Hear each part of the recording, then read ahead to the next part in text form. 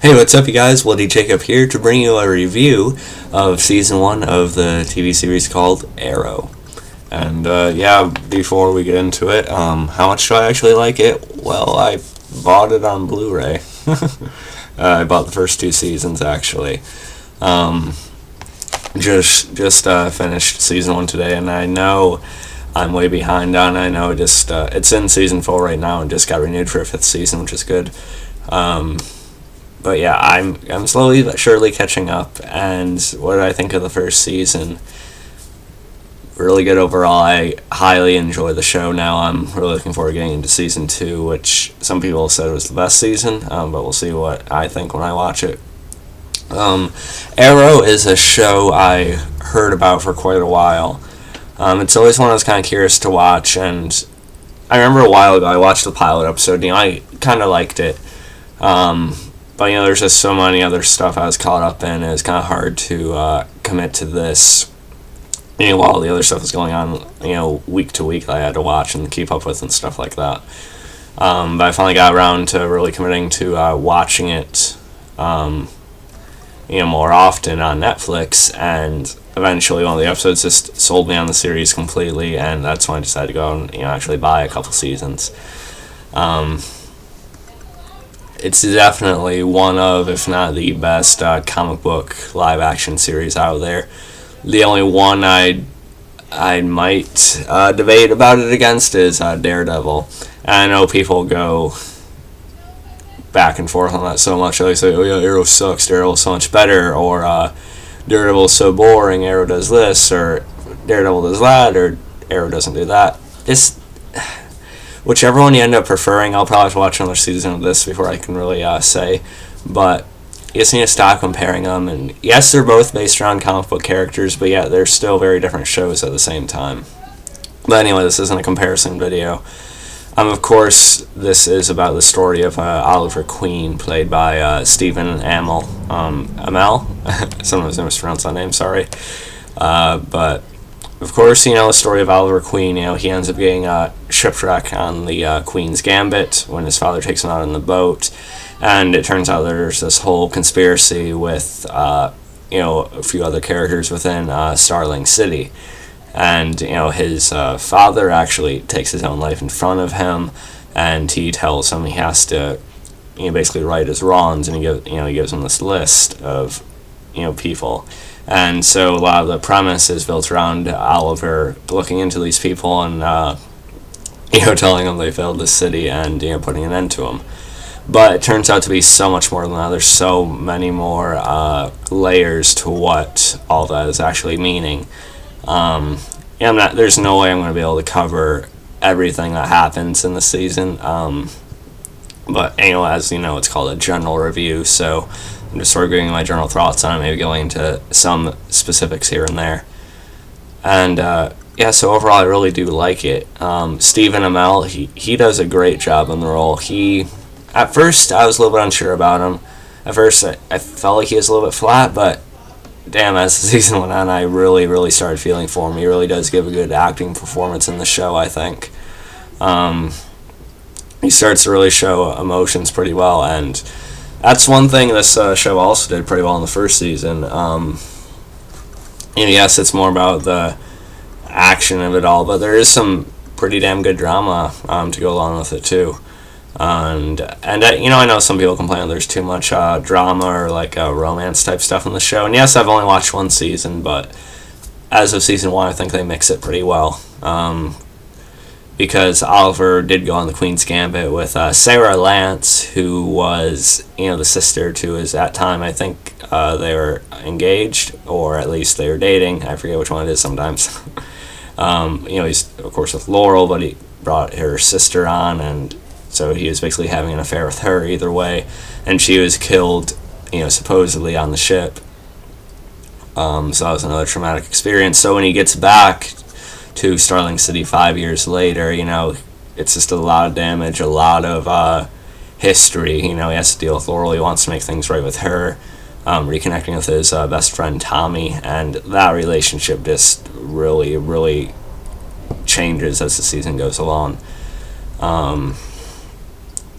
And then, as far as the rest of the acting goes, I should cover that since I talked about Stephen Amell. I do like the rest of the cast pretty well. Of course, you have Katie Cassidy as Laurel. She does a pretty good job, actually. I do like her quite a bit. I remember seeing her in the Nightmare on Elm Street remake, which is a movie not a lot of people like, but I thought she was one of the more likable, regular characters in that movie. She was actually better than the girl who played Nancy in that movie, I thought. So I kind of like seeing her in this, and she really does nail the role of Laurel. And I know, I haven't read too many comics based on Green Arrow, but I do know she's a character that becomes more and more important as it goes along, so I'm looking forward to seeing that develop as I watch more of the show. So she does a really good job. Then you have Colin Donnell as Tommy, and he does a good job too. He comes off sort of just like the best friend who's sort of stuck in what Oliver Queen was before his experience on the island changed or peeled away different layers to him so much. But he has his own issues too, and like I said, the dynamic and friendship between him and Oliver really develops and kind of goes down the shitter as the season goes along. So you get to see more with him too, so he's not just like a flat, just basic character either. Of course, you have David Ramsey as John Diggle, and he's of course he becomes the Oliver's partner, one of his best friends too, really. And he sort of is able to keep Oliver stable. He's sort of able to straighten him out, try to keep him focused on his priorities. But he also has his own past too. Of course, he was a ex-military guy, so he has some combat training too, and so he can help him out on that end as well as the intelligence.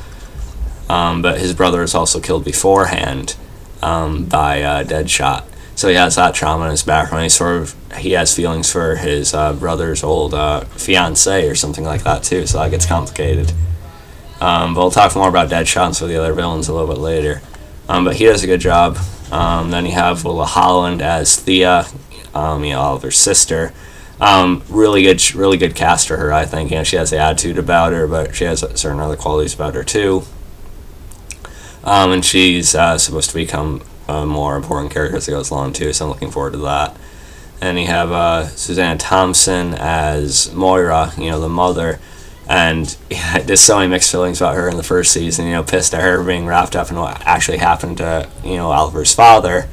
But then there's just so many different perspectives from it. It gets really interesting, pretty complex, I think. She does a good job too. Another major highlight of the season has to be Paul Blackthorne as Detective Lance, of course, being Laurel's father. He doesn't have a very high opinion of the Queens, especially with Oliver, because he knows about what he was doing with Laurel's sister, his other daughter. And he also is basically the opposite to how Commissioner Gordon usually feels about Batman. He wants to bring Green Arrow, or as he's called right now, the Vigilante in, but as it goes along, he's able to finally admit that he sees more with him, Laurel, because of Laurel and things Felicity eventually tells him and stuff. He's able to see a different perspective on it, even though he still has a little bit of a grudge against him. So he does a really good job. And of course you have Emily Bett Rickards as Felicity Smoke.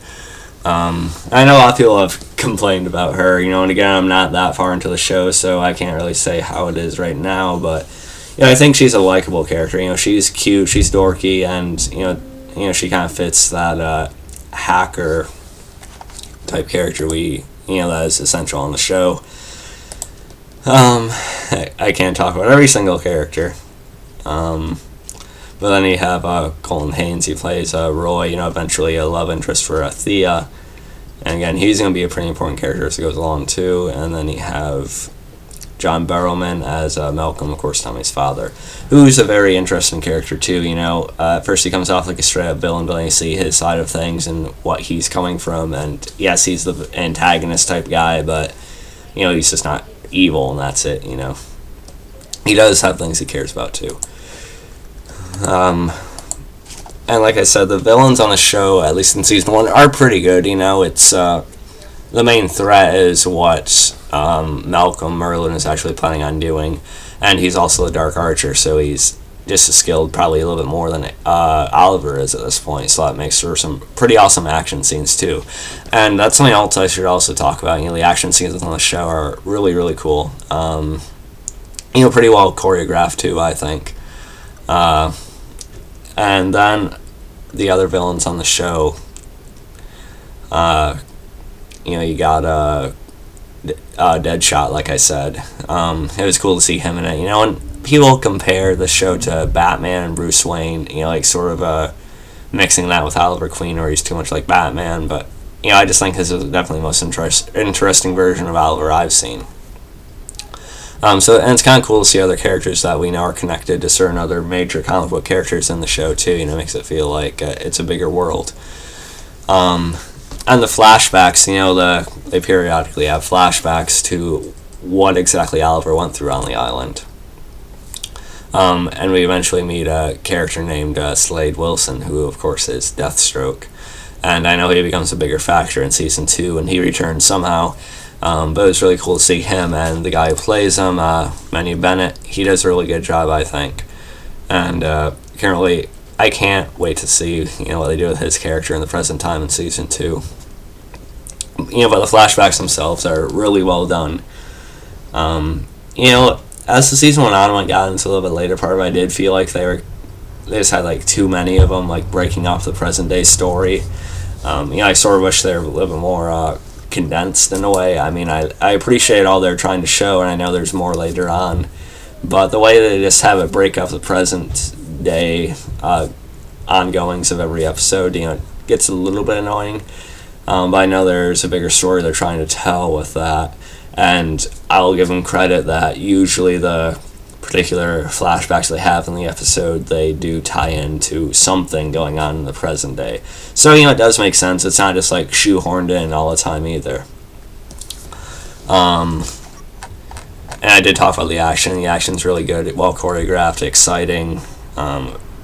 There's no delay, from seeing him becoming, Arrow either, the vigilante. There's no this isn't a season without him hardly doing anything. He's always going around trying to stop, who was on his father's list or people that become a big issue in his city. Definitely some of the best action in any show I've seen, really. Again, if you are going to compare this to Daredevil, but again, just enjoy them both, please.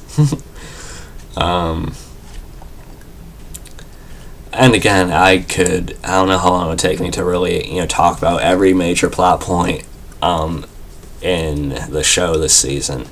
And, he also has sort of a mentor in these flashbacks, and I forget how to pronounce his name, but, he sort of, has skills with the bow himself, and he turns out to be wrapped up with this whole conspiracy with this Fire's character on the island, and it's because his daughter's put at risk, but his daughter's pretty damn badass too.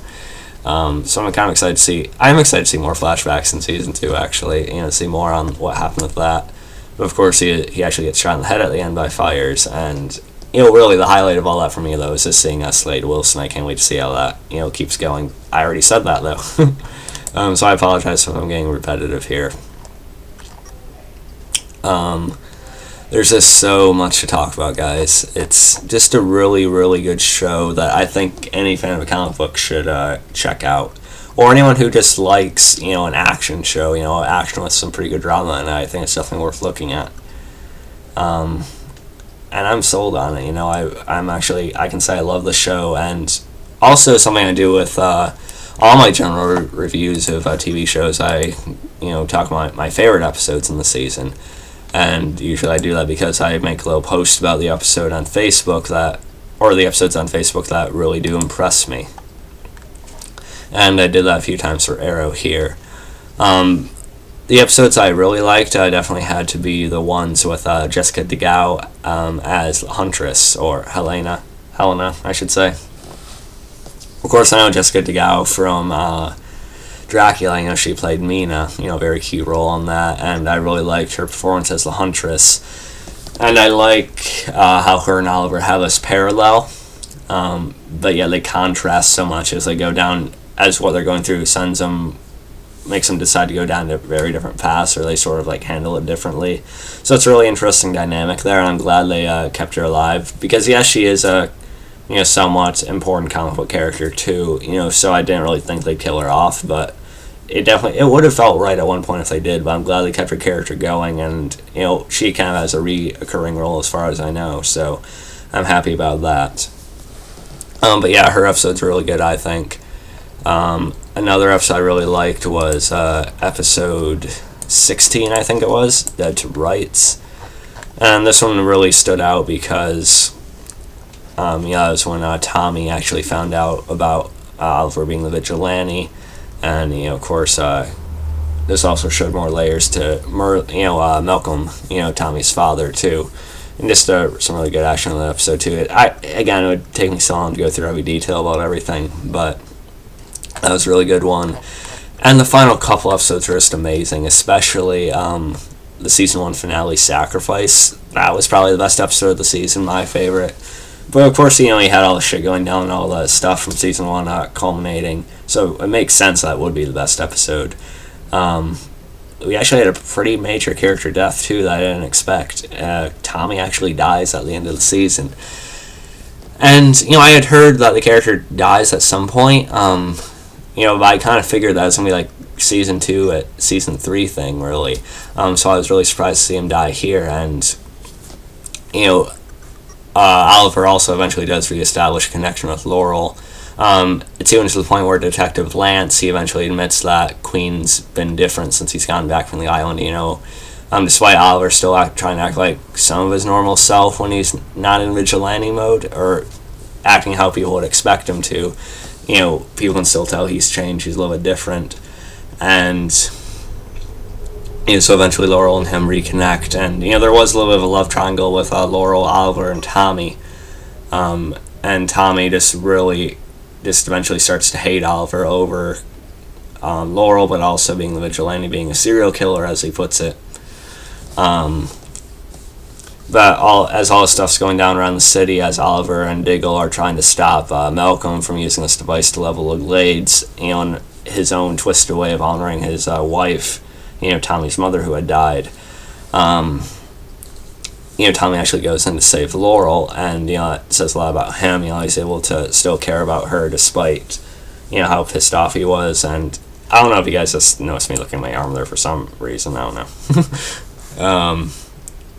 And as he saves Laurel, he gets her out of the building, but of course he gets caught, and Oliver gets there just a little bit too late. Tommy's impaled, and it was a really well-acted scene from Stephen Amell and Colin.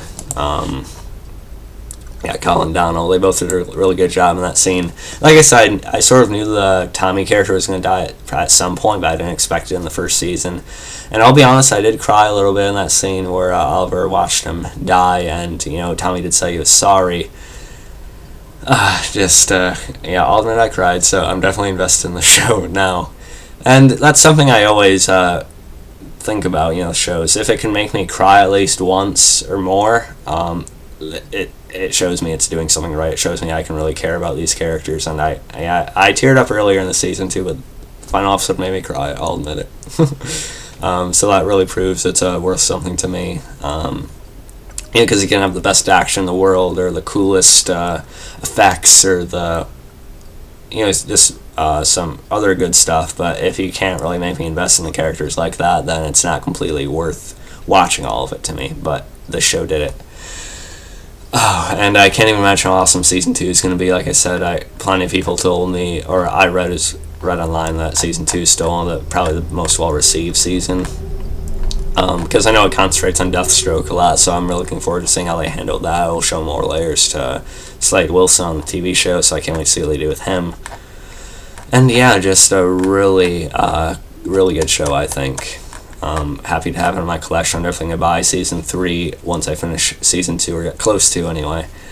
But yeah, definitely recommend checking it out. And I know there's a lot of stuff I didn't cover in season 1, but there's no bad episode either. It does get a little bit formulaic sometimes, with certain case of the week stuff, but when it focuses on the main plot, it's really, really good. And even some of the case of the week stuff can be pretty entertaining too, I think.